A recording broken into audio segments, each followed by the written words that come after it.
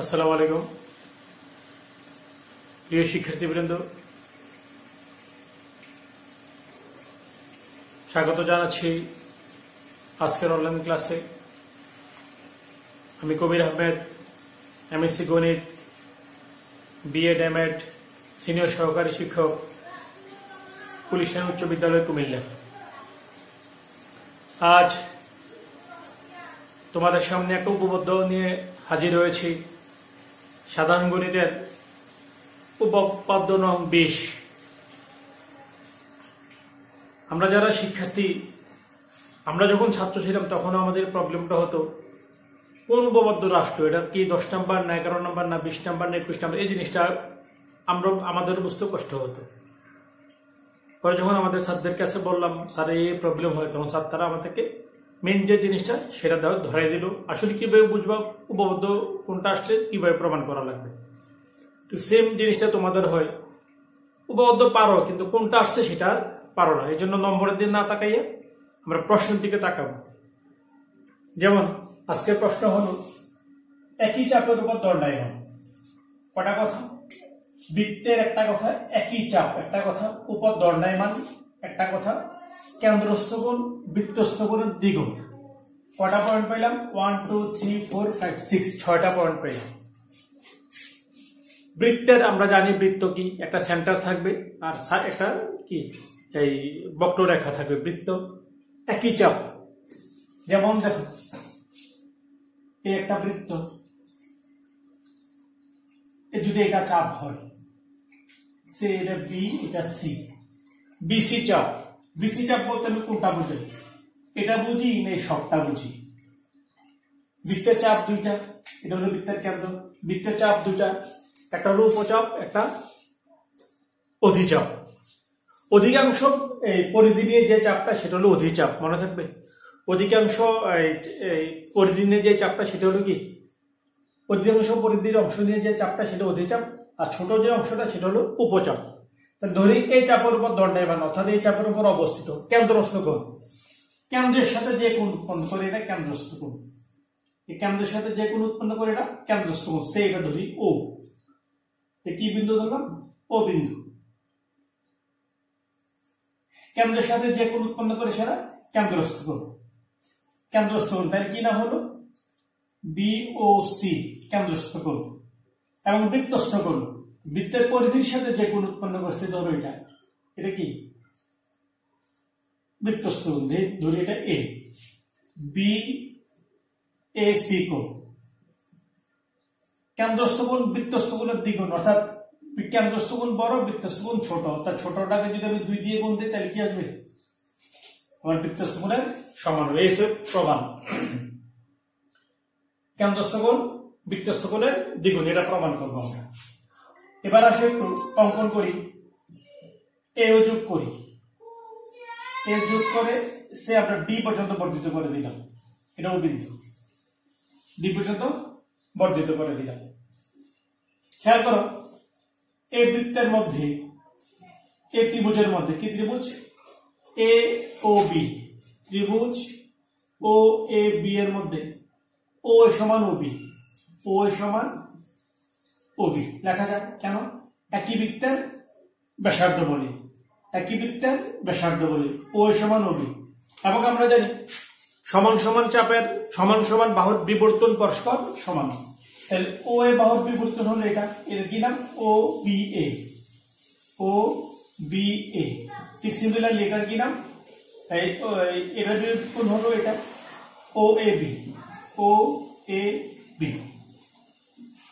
আবার দেখো এ ত্রিভুজ ও এ সি, ত্রিভুজ ও এ সি এ, ও এ সমান ও সি। ও এর বিবর্তন এটা, ও সি এ, ও সি এ সমান ও সি এর বিবর্তন এটা, ও A B, O A B. Clear? এই একটা রিলেশন পাইলাম আমরা। এবার দেখো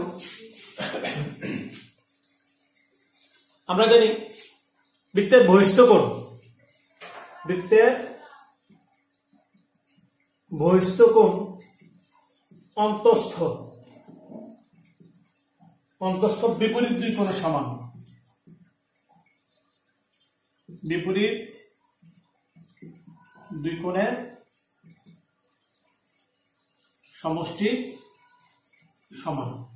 বৃত্তের বহিস্থ কোণ, কারণ এই বৃত্তরায় বৃত্তের না ত্রিভুজের বহিস্থ, ত্রিভুজের বহিস্থ কোণ, ত্রিভুজের বহিস্থ কোণ। তাহলে এটা কি ত্রিভুজ?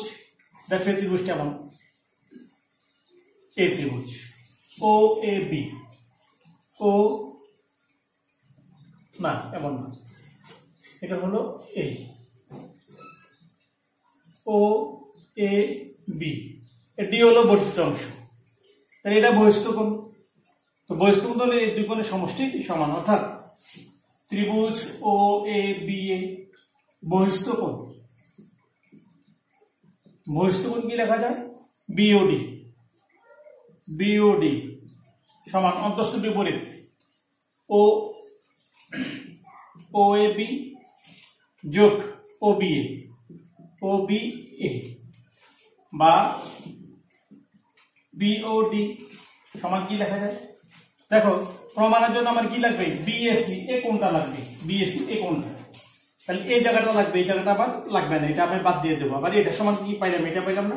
তাহলে বি সমান কি লেখা যায়? এ কোণ লেখা যায়, অর্থাৎ ও এ বি যোগ ও বি এর পরিবর্তে কি লেখা যায়? ও এ বি। সুতরাং বিওডি সমান 2 OB, ইকুয়েশন নাম্বার 1। ক্লিয়ার? এবার আসলে এই ত্রিভুজ থেকে, এই ত্রিভুজটা কেমন?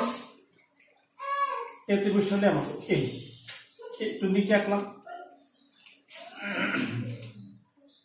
ও এ সি, এটা কি ডি।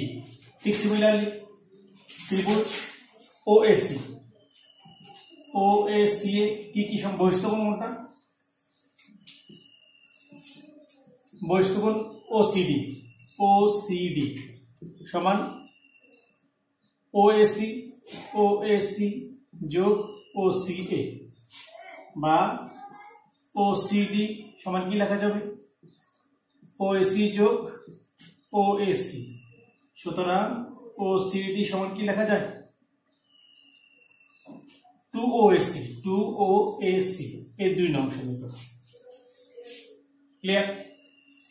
এখন 1 আর 2 যদি আমি যোগ করি, 1 আর 2 যদি যোগ করি তাহলে কি পাবো? বিওডি, বিওডি যোগ সিওডি সমান এটা 2OAB যোগ কি 2OAC। বিওডি সিওডি, এ দেখো বিওডি এটা, সিওডি এটা, তাহলে এটা যোগ এটা মানে সবটা, অর্থাৎ বিওসি।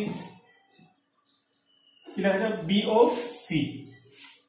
একটু উপরে লিখলাম এই লেখাটা আমি, হ্যাঁ একটু উপরে লিখলাম, এই লাইনের পরে এদিকে চলে গেলাম আমি, কি লিখলাম?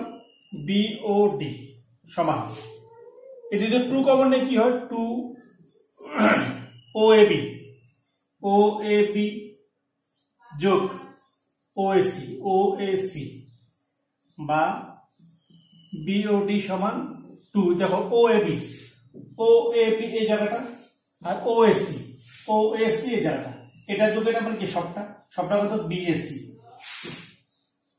বিএসি এই প্রমাণ। ক্লিয়ার? অর্থাৎ কেন্দ্রস্থ কোণ বৃত্তস্থ কোণের দ্বিগুণ। এখন পরীক্ষা এমন আসে, এটা আসে কেন্দ্র বৃত্তস্থ,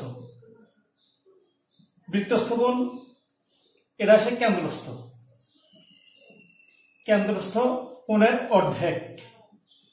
যদি অর্ধেক আসে তখন কি করবো? জাস্ট একটা লাইন চেঞ্জ করে ফেলবো, বিএসি সমান হাফ বিওডি, বিএসি সমান কি হাফ বিওডি।